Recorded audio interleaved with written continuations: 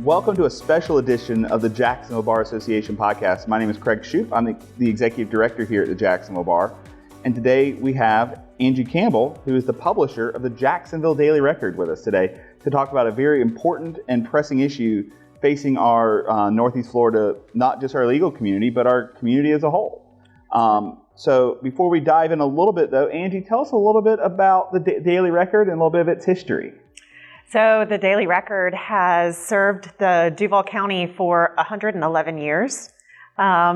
Today's my 26th year anniversary, and we exist to provide valuable service. We're trusted for our accuracy and service to the community. Generally, the legal and business community, that's our focus. You said 111 years. 111 years.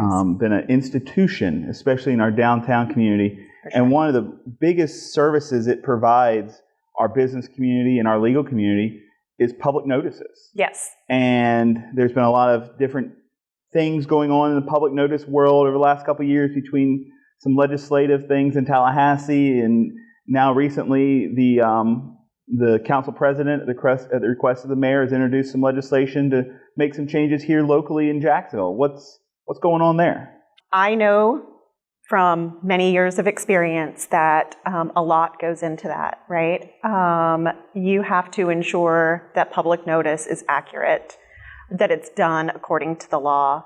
And we, again, as the foundation of what the Daily Record came into existence for in 1912 was for that purpose alone.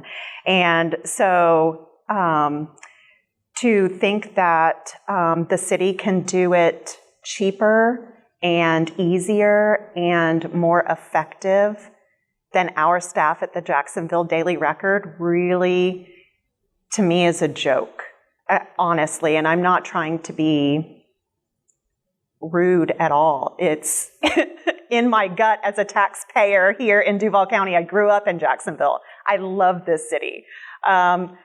But on the business side, there really is, full transparency, there really is a huge impact to us on the business level. Well, let's back up a little bit, though. Let's talk to people about what goes into you guys actually producing a public notice. Okay. And what it takes and what all you guys have to do to make that happen. Sure.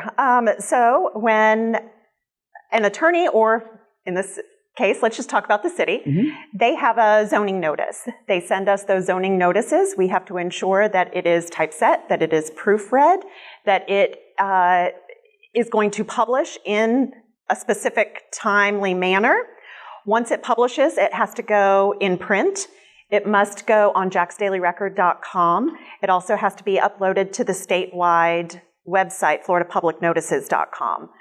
We have to ensure that we meet certain requirements. We must be read by an audience of more than 10% of the county. In the last 30 days in Duval County alone, our audience exceeded 50% of the households in Duval County. We have to ensure that we meet all of the requirements for the United States Postal Service as a periodical mail. We have to ensure that we have a minimum of 10 publicly accessible locations throughout the county if we publish public notice. We have 150 free rack locations in business areas throughout the region. We don't meet the law. We exceed the law in every area that we do. Everything that we do, that staff, we are above board, far beyond. And I'm sure there's a few times the city has sent y'all a notice a time or two that y'all have caught an error or an issue or something that you guys can go back to the city and say, hey, we caught this. Is this a change we need to make? And then in turn, it saves the taxpayers money for not having to rerun the notice with the correction. On a very regular basis. So what does the city now want to do instead of this time-trusted process? What does the city want to do now in its place? You know, when legislation rolled out, the mayor's office apparently went to work to figure out how they could do it cheaper and easier. And they took the word of their IT department that they could do it at no cost. They have the infrastructure and they're ready to do it. They didn't want to meet with me. They didn't want to have any discussions about the process. I had been talking with council for months on it. This is being pushed by the mayor's office. So their plan is to roll it out online. And we're assuming that it's going to work, and that it will have all the proofreaders and all the stuff that you guys handle, that they will be able to mirror that. But have they given any information on how they plan to do that? Brian Hughes went on record with Mike Mendenhall on March 13th. Mike is our Government Affairs Associate Editor. And Brian said that they've confirmed they could do it easier and cheaper, that they have all of the requirements, that they have the capacity and the right people to manage, and they meet all of the requirements. I don't think so. They haven't met the first requirement.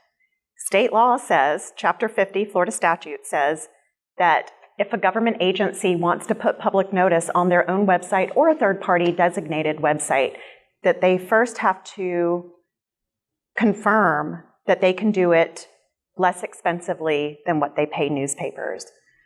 Brian Hughes said in that same interview that it could save the taxpayers $500,000. But the city reported last year paying $166,000. $150,000 of that was to the Daily Record and $17,000 to the Times-Union. They have done zero cost analysis. How can they meet the law of doing public notice if they can't meet the law to make this determination? Furthermore, City Council filed in Local Ordinance 230187, City Council finding states that they have ascertained, determined, found, and declared that the city's cost to maintain a publicly accessible website in compliance with state law is less than the cost to publish. How do they do that if they don't do a cost analysis? How have you done that? I understand that the city's IT department confirmed that there was no cost, but it's simply not true. There's a cost to do business. I know in your recent piece that you wrote in the Daily Record, you went over what some of those probably estimated costs of what would cost the city to do it. Mm-hmm. Tell our folks here what those numbers kind of look, what your estimated numbers for the city to do that look like. In a rough estimate, based on labor cost, based on whatever it is going to be to maintain, develop, and manage the databases that they're going to have to manage. I don't know what those costs are going to be, but I can estimate what their labor costs are going to be, how many notices they do per week. We've been doing this for 100 years, right? So I have a pretty good idea. And if only 1%, one requirement that the city will have, one and only requirement that the city will have in this is that they have to maintain a registry for Duval County property owners and residents, that anybody who wants to receive notification by email or first-class mail can register to be able to receive that. So if 1% of Duval County's population decides that they want to receive notices by first-class mail, they're well over $353,000. Again, last year, confirmed by the city, they paid newspapers $166,000. So just at the postage cost alone, right, it costs the city more. And labor. Yeah. Yeah. That's the bottom dollar here. Right. City says they're trying to save money. Is it really a cost savings? And looks like the Daily Record has shown it's not. They've done zero work to ensure that it would cost the taxpayers less. Actually, I believe that they've almost gone out of their way to disprove that. And again, it's just not lawful. the very first provision in that state law mandates that they check the cost. So I know there's always a legislative summary in every city council ordinance. Talk to us a little about what's going on in that and with this specific issue. Sure. The research department of the city has since filed a bill summary with that legislation for fiscal impact. They have noted a nominal cost for website maintenance and development and maintenance of the registry, the notification registry, and the cost of the mailing and email requirements. They're going to split that up amongst all of the different divisions within the city. And each agency would be responsible for those costs associated with it. So. And then I know there's other... yes, they do understand there's a cost. It's not free. It's not free. And then I know there's some other things going on in Tallahassee. What's going on in Tallahassee with this issue on a more statewide level? So right now in this session, Senate Bill 1316 is moving through. Now it's current session, right? So we don't know the outcome of what that bill is going to be. However, that would eliminate the option of notices that are paid by people or reimbursed by people to be published on the government's website. So those notices are your zoning notices, they're tax notices, they are the majority. Auctions, real estate auctions, right? So the city really is then only able to post bids and ordinances on their own website. I mean, does the mayor's office even know about the current legislation when they're trying to make these kinds of decisions? And lastly, bottom line, Curry's on his way out, right? This is not going to fall at his feet. It's going to fall at the feet of our council members and the new mayor, but more importantly, it's going to be paid by us, the taxpayers. We are going to pay the cost for this. And there is a cost for this. There's always a cost for, seems like, everything. And I think that's the bottom line here is where's the best value for the taxpayers of Duval County for public notices? Is it the Daily Record? Is it the city doing it itself? I think you've shown us it's cheaper from all the estimates you've been able to show and put together. It's really cheaper to do it with the Daily Record, who's been not just a longtime partner of Duval County, but a longtime partner of the Jacksonville Bar. As we all know, the Bar Bulletin is published every month in the Daily Record. It is a partnership between us and the Daily Record since 1926. 1926. So we love our lawyers. We all love the lawyers. We love the Daily Record.